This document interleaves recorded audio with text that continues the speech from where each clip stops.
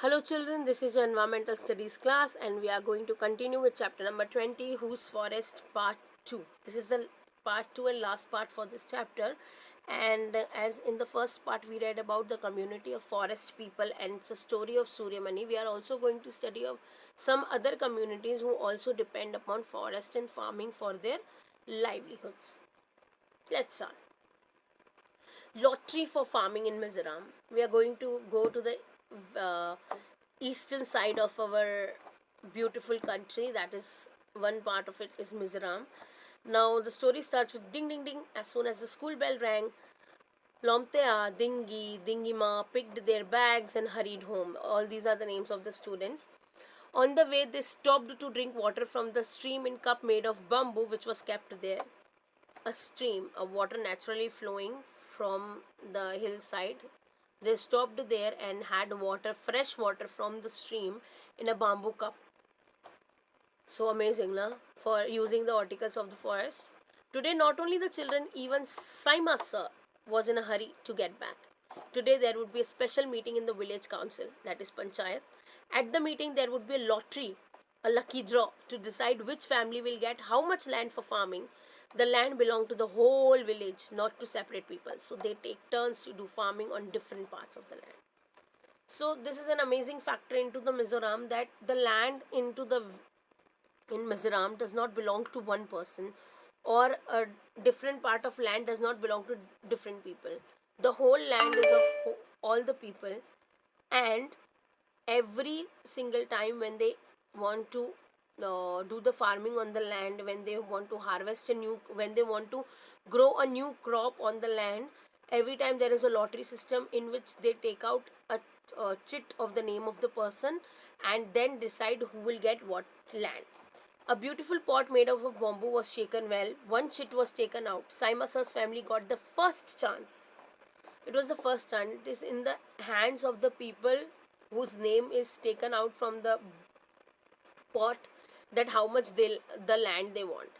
And he said that he is happy that his family got to choose first, but this year he cannot take more land. Last year he had taken more and was not able to farm it well. After his sister Jhiri got married and went away, it is difficult to manage farming alone. So that's why he asked for 3 tin of land. Now 3 tin means a tin with seeds. A tin with seeds. What is 3 tin land? Chaumi explained. The land on which we can grow 1 tin of seeds is called 1 tin land. So he asked for 3 tin land, means that means he where he can grow 3 tin of seeds is 3 tin. So one by one the village families got their piece of land for farming. So this is known as lottery for farming in Mizoram. People gets the chit is taken out. Whosoever's name is there on the chit, he gets to decide how much land he wants, how much tin land he wants in order to grow the uh, crops and do the farming on that land. Jhum farming is very interesting. After cutting one crop, the land is left as it is for some years. Now this is another type of farming. Jhum farming. Nothing is grown here. After one crop is grown and harvested, for a few years the land is left as it is. Nothing is grown there. The bamboo or the weeds which grow on that land are not pulled out. They are cut and burned. That means they are not pulled out from the roots. They are cut and the remaining what is there on the land gets burnt. The ash makes the land fertile. The ashes, they turn the soil and ashes get mixed with the soil and makes the land fertile. While burning the land, care is taken so that the fire does not spread to other parts of the forest also. When the land is ready for farming, it is lightly dug up. That means a soil is little bit turned, not plowed. That means they don't make a large incisions or holes into the land and turn the soil. They just lightly turn it from only the surface. Seeds are dropped on it. In one farm, different types of crops like maize, vegetables, chilies, rice can be grown. Weeds and other unwanted plants are also not pulled out. They are just cut so that they get mixed with the soil. because weeds also provide, they are just cut and get mixed with the soil to make the soil fertile. In order to, all this is done in order to make the soil fertile. This also helps in making the soil fertile. If some family is not able to do farming on time, others help them and are given food also.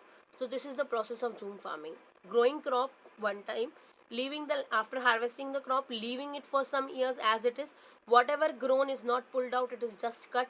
Whatever is remaining on the land after some years is burnt.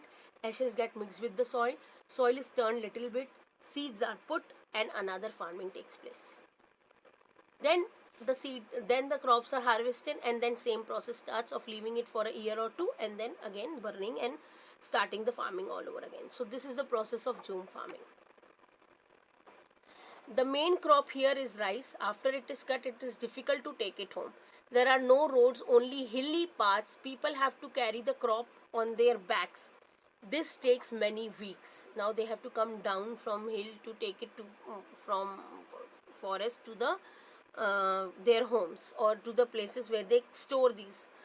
When the work is over, the entire village celebrates. People get together to cook and eat. This is a harvest festival. Sing and dance. They do their special Chirau dance. In this dance, people sit in pairs in front of each other holding bamboo sticks on the ground. As the drum beats, the bamboos are beaten on the ground. Dances steps in and out of the bamboo sticks and dance to beat. So after 3/4 people in the Mizoram are linked to the forest. This is another form of farming in the Mizoram. So they are linked to the forest. Life is difficult, but almost all children go to school. You can see some of them in this picture playfully blowing their leaf whistles. You too have made many such whistles, haven't you?